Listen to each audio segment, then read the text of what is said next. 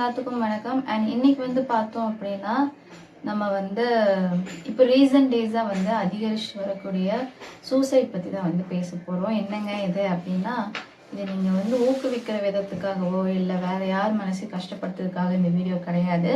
இதை நான் வந்து வீடியோ முதல்லயே வந்து நான் சொல்லி தெளிவுபடுத்திக்கிறேன். எதனால் இந்த விஷயத்தை பற்றி பேசுகிறேன் அப்படின்னா, இப்போது வந்து அது அதிகரிச்சுட்டே வருது. இப்போது ரீசெண்டாக வந்து பார்த்தீங்க அப்படின்னா வந்துட்டு சாண்ட் ரேச்சல் அப்படின்னு சொல்லிட்டு ஒரு பிளாக் மாடல் கேர்ள் வந்து இறந்துருக்காங்க. அவங்களுக்கு வந்துட்டு பார்த்தீங்க அப்படின்னா என்னதான் வந்துட்டு நம்ம லைஃப்பில் வந்து நிறையா ப்ராப்ளம்ஸ் இருக்கும், நிறைய டிப்ரெஷன், ஸ்ட்ரெஸ் எல்லாமே இருக்கதான் செய்யும், பெயின்லாம் இருக்கதான் செய்யும். பட் அதுக்காக வந்துட்டு சூசைட் தான் வந்துட்டு ஒரு முடிவு அப்படின்னு சொல்லிட்டு வந்துட்டு இப்போ நிறைய பேர் வந்து அதை டேக்கிள் பண்ண முடியாமல் நிறைய விஷயம் வந்து பண்ணிகிட்டே இருக்காங்க. ஸோ இந்த சூசைட் ரேட் வந்து பார்த்தீங்கன்னா நாளுக்கு நாள் வந்து அதிகமாகிட்டே தான் போயிட்டுருக்கே தவிர்த்து இதை ஸ்டாப் பண்ணதுக்காக எந்த ஒரு விஷயமும் வந்து இருக்கிற மாதிரி எனக்கு தெரியல. பட் இந்த மாதிரியான சூசைடு விஷயம் வந்து இருந்தாங்க அப்படின்னா அவங்களோட மென்டாலிட்டி எப்படி இருக்கும் அப்படிங்கிறத நான் இந்த வீடியோவில் சொல்கிறேன். ஃபஸ்ட்டு வந்து பார்த்தீங்கன்னா அவங்க எதுலையுமே வந்து இன்ட்ரெஸ்ட் காட்ட மாட்டாங்க, ரொம்ப தனிமையாக வந்து எப்போவுமே வந்து இருப்பாங்க, நல்லா தான் இருந்துட்டு இருந்திருப்பாங்க. பட் கொஞ்ச நாளாக இவன் சரியில்லை அப்படிங்கிற மாதிரியான ஒரு அப்பியரன்ஸ் வந்து அவங்களுக்கு இருக்கும். அண்ட் அது மட்டும் இல்லாமல் அழுதுகிட்டே இருப்பாங்க. அழுகலை அப்படின்னாலுமே அவங்களுக்குள்ள அந்த பெயின் இருக்குது அப்படிங்கிறத அப்படியே வந்து ஃபேஸில் தெரியும். ஸோ அந்த மாதிரியான நிறைய சிம்டம்ஸ் வந்து தெரிய ஆரம்பிக்கும் நமக்கு. அண்ட் அது மட்டும் இல்லாமல் நார்மலாக இப்போ ஒரு வண்டி ஓட்டுறாங்க அப்படின்னா அவங்க வந்து அதிக ஸ்பீடில் வந்து வண்டி ஓட்டுவாங்க. வெறுத்து போகிற அந்த ஒரு கோவம், அந்த ஒரு வெறுப்பின் உச்சத்துக்கே அவங்க வந்து போயிருப்பாங்க. ஸோ அதனால் அந்த மாதிரி விஷயம்லாம் வந்து பண்ணுவாங்க. ஒரு சில விஷயங்கள் பண்ணுறப்போ நம்ம வந்து ஈஸியாக கண்டுபிடிக்க முடியும். நிறைய பேர் வந்து என்ன பண்ணுறாங்க அப்படின்னா வந்து இந்த முதல்ல வந்து பார்த்தோம் அப்படின்னா இந்த சூசைட் அப்படிங்கிற தாட் வந்து எப்படி நமக்குள்ளே வருதுன்னு பார்க்கலாம். இது எல்லாத்துக்குள்ளுமே வரும். எனக்கும் வந்திருக்கு, பல பேர்த்துக்கு வந்து எல்லாத்துக்குமே வரும். ஓகேங்களா? எல்லா மனுஷங்களுக்குள்ளுமே இந்த சூசைட் அப்படிங்கிற விஷயம் வந்து கண்டிப்பாக வந்து தாட் இருக்கும். நீங்கள் வந்து இப்போ சூசைட் பண்ணுறீங்க அப்படின்னா அந்த விஷயத்துக்கு நம்ம சூசைட் பண்ணுறது வர்த்தா அப்படின்னு கொஞ்சம் யோசிங்க. அதுலேயே பார்த்தீங்க அப்படின்னா உங்களுக்கு முக்கால்வாசி சூசைட் பண்ணதுக்கு தாட்டே வராது.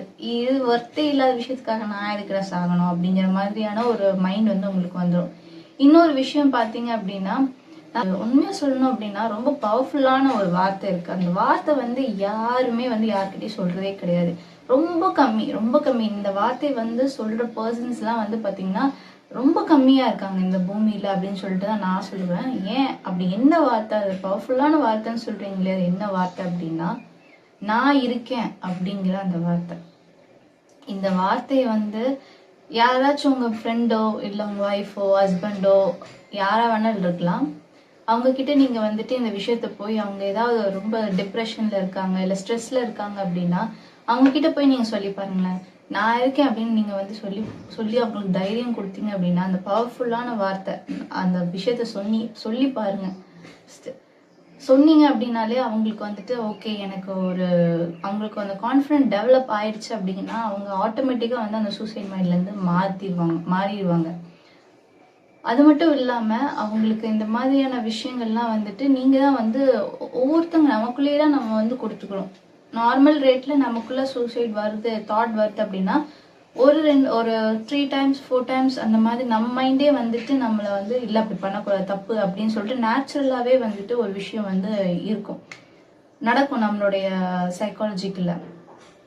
ஆனால் வந்து அப்படி இல்லை, அப்படி எதுவும் நடக்கலாம், அவங்க ரொம்ப கைமீறி போயிட்டு இருக்குது அவங்களுடைய பெயின் அப்படிங்கிறப்போ அவங்களுக்கு வந்து பார்த்தீங்க அப்படின்னா யார் ஒரு பர்சன் கிட்ட இருந்து இந்த மாதிரியான ஒரு வார்த்தை வருது அப்படின்னா கம்ப்ளீட்டாக அவங்க அந்த மைண்டே வந்து பார்த்தீங்கன்னா ஒரு நிமிஷம் அமைதியானதுக்கப்புறம் அவங்களுக்கு ஒரு தெளிவு கிடைக்கும்.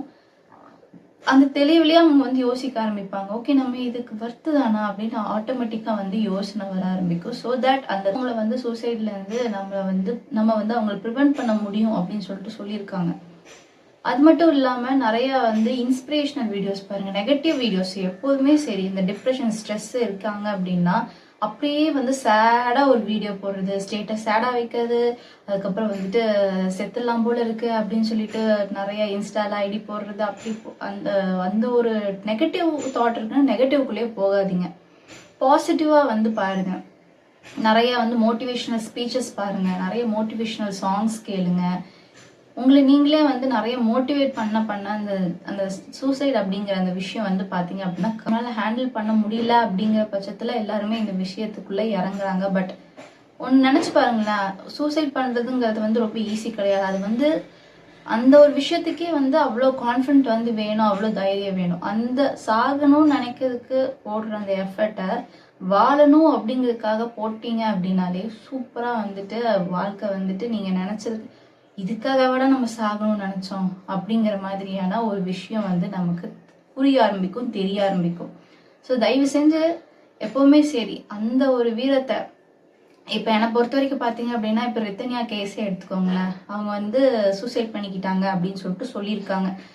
என்னை பொறுத்த வரைக்கும் இனியும் போஸ்ட்மார்ட்டம் ரிப்போர்ட் வரல. அதனால வந்து நம்ம வந்து கன்ஃபார்மாக வந்துட்டு அவங்களே தான் வந்து பாய்சன் பண்ணிக்கிட்டாங்க அப்படின்னும் நமக்கு தெரியாது. ஓகேங்களா? எதுவுமே வந்துட்டு நமக்கு ஃபுல்லாக வந்து தெளிவாக தெரியாததுனால. பட் அவங்க தான் இப்போதைக்கு அவங்க தான் வந்து பார்த்தீங்க அப்படின்னா வந்து அந்த பாய்சன் வந்து சாப்பிட்ருக்காங்க அப்படின்னு சொல்லிட்டு சொல்லியிருக்காங்க இல்லையா?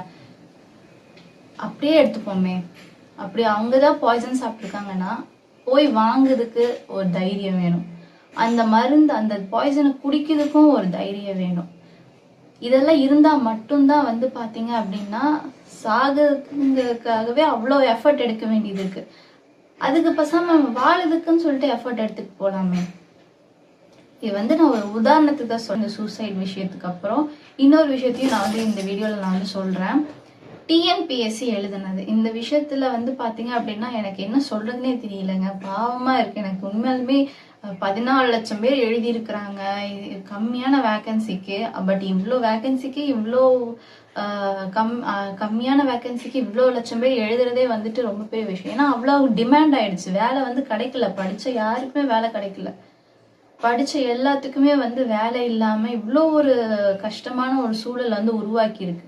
இதுவே வந்துட்டு பாத்தீங்க அப்படின்னா நிறைய விஷயங்கள் வந்து நம்ம சொசைட்டியே வந்து பாத்தீங்க அப்படின்னா வாழ்வாதாரத்தை குறுக்கிக்கிட்டே இருக்குது ஒரு மனுஷனுக்கு அப்படின்னு தான் நான் சொல்லுவேன். பல பேர் புலம்புறாங்க. அக்கா என்னால முடியலக்கா, என் வீட்டுல வந்து பாத்தீங்க அப்படின்னா இவ்வளோ விஷயம் பண்றா, இத்தனை வருஷமா படிச்சுட்டு இருக்கியடா, பாஸ் ஆகல அப்படிங்கிறாங்க. வயசும் ஆயிட்டு இருக்குது, கல்யாணம் பண்ண முடியல, செத்துலாம் போல இருக்குக்கா அப்படிங்கிற அளவுக்கு வந்து பாத்தீங்க அப்படின்னா அவங்க சொல்றப்போ எனக்கு அவ்வளோ கஷ்டமா இருந்துச்சு. நான் சொல்லியிருக்கேன், என்கிட்ட சொல்றவங்ககிட்டயும் நான் அதுதான் சொல்றேன், அப்பெல்லாம் வந்து தப்பான ஒரு முடிவை எடுக்காதீங்க அப்படின்னு சொல்லிட்டு. உங்களுக்குன்னு ஒரு திறமை இருக்கும், அந்த திறமைய நீங்க அதிகரிச்சுக்கோங்க. அந்த திறமை மூலியமா எப்படி நம்ம வந்துட்டு அதை வந்து நம்ம சால்வ் பண்ண முடியும், எப்படி வந்து நம்மளே வந்து க்ரோ பண்ண முடியும் அப்படிங்கறத வந்துட்டு யோசிப்பா அப்படின்னு சொல்லிட்டுலாம் நான் சொல்லியிருக்கேன். ஸோ அதே தான் நான் உங்களுக்கும் சொல்றேன். நிறைய பேர் வந்து இப்போ எக்ஸாம் எழுதி முடிச்சுட்டு நிறைய பேர் இந்த மாதிரியான மனநிலைமையில ரொம்ப இடிஞ்சு போய் அப்படியே வந்து நெகட்டிவா உட்காந்துருப்பீங்க. பாசிட்டிவா மோட்டிவேஷன் பண்ணி படிக்கிறதா இருந்தாலும் சரி, இல்லை அடுத்த மூவ் எடுக்கிறதா இருந்தாலும் சரி, வாழ்க்கையில மோட்டிவேஷனலா உங்களை நீங்களே வந்து பார்த்தீங்க அப்படின்னா செல்ஃப் டெவலப்மெண்ட் பண்ணி நீங்களே வந்து நிறைய விஷயத்த வந்து பண்ணுங்க. அதுக்கு வந்து தயவு செஞ்சு இந்த சூசைட் அப்படிங்கிற விஷயத்துக்குள்ள மட்டும் போகாதீங்க. அது வந்து ஒரு கோலத்தனம். எல்லாரும் நிறைய பேர் வந்துட்டு என்ன சொல்றது, அது ஒரு வீரமா வந்து நினைக்கிறாங்க. நான் சூசைட் பண்ணிக்கிட்டான்ப்பா, சொன்ன மாதிரியேப்பா. நான் சொல்லுவேன் தெரியுமா, இந்த படையப்பா படத்துல பாத்தீங்க அப்படின்னா இந்த விஷயத்துக்கெல்லாம் நானா இருந்தேன், ஒரு அப்பனா இருந்தேன், நானும் தூக்குல தொங்கியிருப்பேன். இதுதான் தப்பு. ஒரு விஷயத்த வந்து நம்ம வந்து எப்படி எடுத்துக்கிறோங்கிறதுலாம் இருக்கு. அதை நெகட்டிவா எடுத்துக்காம பாசிட்டிவா எடுத்துக்கோங்க. உங்களுக்கு எக்ஸாம் எழுத பிடிக்கல அப்படின்னா எக்ஸாமை விட்டுட்டு வேற ஏதாவது உங்களுக்கு தெரிஞ்ச விஷயத்த நீங்க பண்ணுங்க, கத்துக்கங்க. அதுல வந்து ஸ்கில்லை டெவலப் பண்ணி உங்க லைஃப்ல வந்து இம்ப்ரூவ்மெண்ட் பண்ணணுமே தவிர்த்து சூசைட் பண்ணிக்கணும் அப்படிங்கிற ஐடியாக்குள்ள மட்டும் தயவு செஞ்சு போயிடாதீங்க. ஒன்றும் இல்லை, இது ஒன்றும் பிளான் பண்ணி எல்லாம் வந்து சூசைட் பண்றது கிடையாது, சரிங்களா? அந்த ஃப்ராக்ஷன் ஆஃப் செகண்ட்ஸ்ல நம்ம பிரெயின் நம்ம கிட்ட விளையாடுற ஒரு கேமால நம்ம வந்து சூசைட் பண்ணிக்கிறோம். ஸோ தயவு செஞ்சு இந்த மாதிரி விஷயத்த வந்து முடிவு எடுக்காதீங்க. இந்த மாதிரி தப்பான முடிவு கண்டிப்பா எடுக்காதீங்க. சாவுங்கிறது வந்து ஒரு ஒரு ப்ராப்ளத்துக்கான சொல்யூஷனே கிடையாது அப்படிங்கிறத நான் சொல்லுவேன். அதுல இருந்து நீங்க எஸ்கேப் ஆகுறதுக்காக சூசைட் பண்ணிக்கிறீங்க அப்படிங்கிறது தான் நான் சொல்ல முடியும். அடுத்த ஒரு வீடியோவில் சந்திக்கலாம். Until then, bye from Twinkle Bellani.